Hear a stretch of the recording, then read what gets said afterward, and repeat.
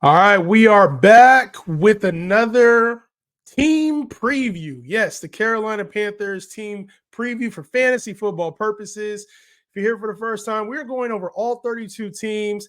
And listen, if you're a member on this channel, you get access early before anybody else. You might have noticed some comments down there before you open this up. Yeah, that's because members have early access. So shout out to all the members here on the channel. We'll be going over all the fantasy teams. And like I said, if you have any questions about specific players or maybe things that I didn't get to, drop it in the comments. Let me know. But today we're going to start with the Carolina Panthers. And this team was trash last year. Just to keep it real, this team was trash last year.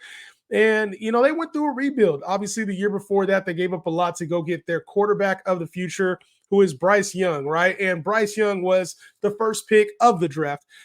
In a very, it looks controversial now because CJ Stroud was the second pick and had a great rookie year.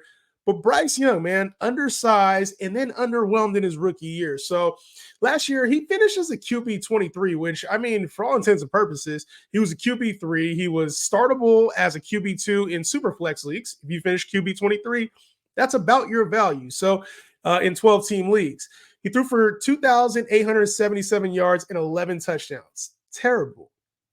And to make matters worse, over the second half of the year, he only had one game where he threw over 200 yards passing. That's it. It was a 300-yard game. That's it. And so out of a player who was the first pick overall, sometimes that gets hyped. And we talked about Bryce Young's poise and all these things that we like that made up for his deficiencies when it came to his height. The team went out and got Jonathan Mingo in the second round. They had Adam Thielen as a veteran last year. So there was pieces like we were expecting Bryce Young to at least look decent last year. He didn't for what we were expecting. So this year, obviously it'll be his second year in the league, and the team, we'll talk about some players that have been added to this roster. The team really did try to put some pieces around him, so it'll be improved. It should be an improved season for Bryce Young.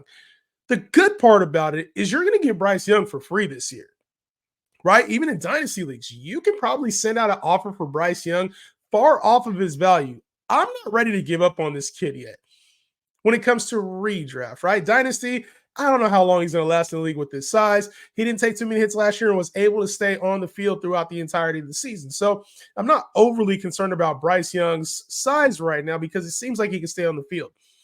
But I think value-wise, we're going to get value on Bryce Young, and there's potential.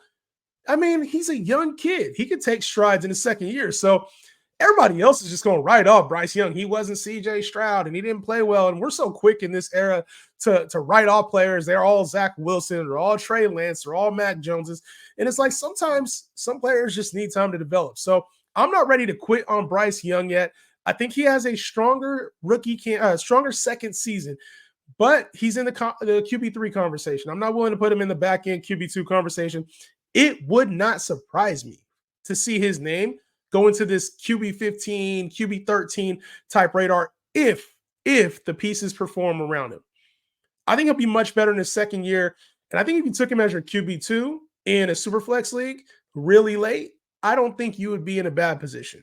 I think he'll be okay. So Bryce Young, I'm not overly ecstatic about it, but I do think he'll be of value this year in drafts just because he had the pedigree, and we often, beat people down a little bit too much further than they should go. So Bryce Young, expecting a slight rebound value-wise out of him this season.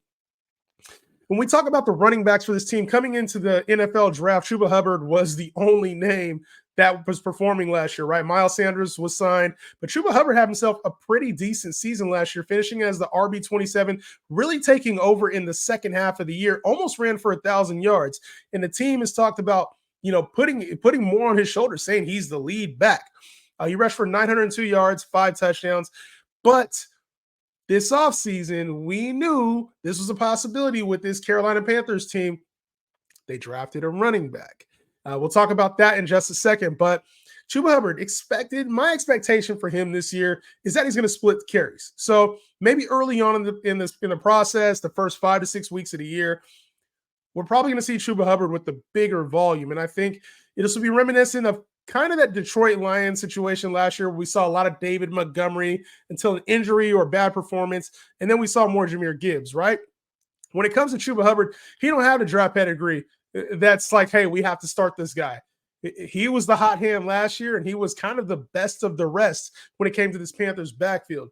But with rookie Jonathan Brooks in the fold now, a guy that's highly touted, we're probably going to see some form of committee by the middle of the year. By the middle of the year, I would expect it to be a committee, and it would not be surprising, especially if this Carolina Panthers team is not in the playoff hunt. They're a bad football team, which is more than likely.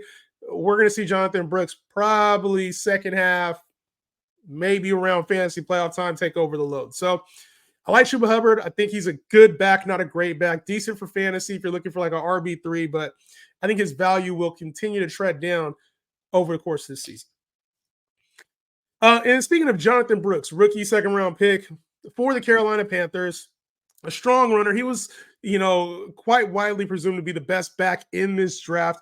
And I am assuming that he takes some kind of starting role at some point this year.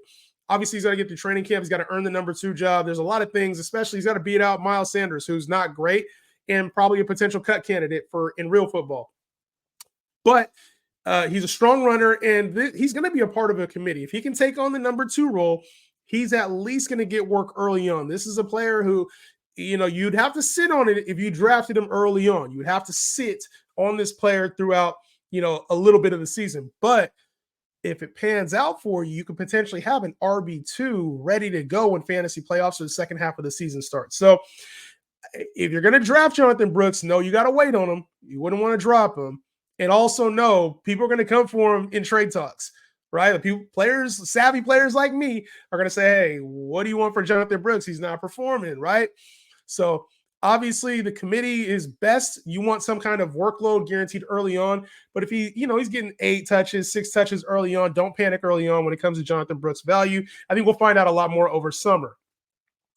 And I talked about Miles Sanders too, a really, really big disappointment last year. There was some people thought he could perform at elite levels last season. He didn't, and he struggled in this offense. This is not the Philadelphia Eagles offense. He struggled, got a big contract, and finishes the RB 52 last season. So he only rushed for 400 yards, had 1 TD. It was just a dismal season for him, somebody who just got paid. But this team is now invested in Jonathan Brooks and Chuba Hubbard to show that he could be the guy. So it wouldn't surprise me to see Miles Sanders end up on another team. I think he's a cut candidate, but we'll have to see throughout this offseason how Jonathan Brooks plays, how Chuba Hubbard assumes the role. And if Miles Sanders really is a cut candidate, what team would he go to? So there's no guarantees that he gets cut. They might need him on the roster, and he probably should make the roster. He's a good enough player. We've seen him be a top back in the league when he was, one of the top backs, I'll say, in the league when he was with the Eagles, obviously due to the system. But when it comes to Miles Sanders, he's going to have to earn it this year. He's going to have to earn the PT, and I don't think he belongs on fantasy teams, fantasy radars, fantasy waiver. Like, he's a waiver wire guy. We're probably not thinking about the rest of the season unless there's an injury, okay? So for me, I think he might even, like I said, I think he might be a real-life cut candidate, unfortunately. All right, let's get to this receiving core, which is very intriguing, to say the least, right? Obviously, the last year's leader for this clubhouse was Adam Thielen, and finished as a wide receiver 17. He was being drafted like outside the top 45 receivers. So Adam Thielen, a huge value last year. He had over 100 catches, 1,014 receiving yards, 4 touchdowns, and played really well at times, especially earlier in the year. I mean, you got a ton of value if you drafted Adam Thielen, and he was probably, leading your team. If you drafted Adam Thielen, there's a strong possibility you were a playoff team for sure, right? And to go 100 and 1,000 after everybody kind of wrote you off, I mean, this was incredible value to get as your wide receiver 4, maybe wide receiver 5, depending on your setup. But the team, is kind of sliding into a new direction. I think he'll have similar type of impact. I don't think the numbers will be there. So, and I still think he'll be a good value this year. Like, Adam Thielen is probably going to go in that same tier he went last year, that wide receiver 4 tier. We put so many names ahead of him. He's going to probably be outside the top 35, 40 wide receivers being taken off the board. So if you can get Adam Thielen at a good price, this is another, I think it's worth taking the chance on him again. Obviously, he had a connection with Bryce Young. You like to see that. So I think he'll be another value in drafts, probably end up as a wide receiver 3 when it's all said and done. You'll be able to get him at wide receiver 4 or 5 prices. The team also did bring in DIONTAE Johnson this offseason, trading for him from the Pittsburgh Steelers. And, DIONTAE Johnson didn't have the season he wanted to have last year with the Steelers as well. Kenny Pickett was abysmal. That whole quarterback situation was terrible. So now he comes to a younger quarterback, supposedly elite arm, but we need to see that from him because his current quarterback struggled as well last year. So DIONTAE Johnson only has 700 yards receiving last year, 5 touchdowns, 50 catches, well down from his numbers and expectations of the fantasy community. He finishes a wide receiver 45.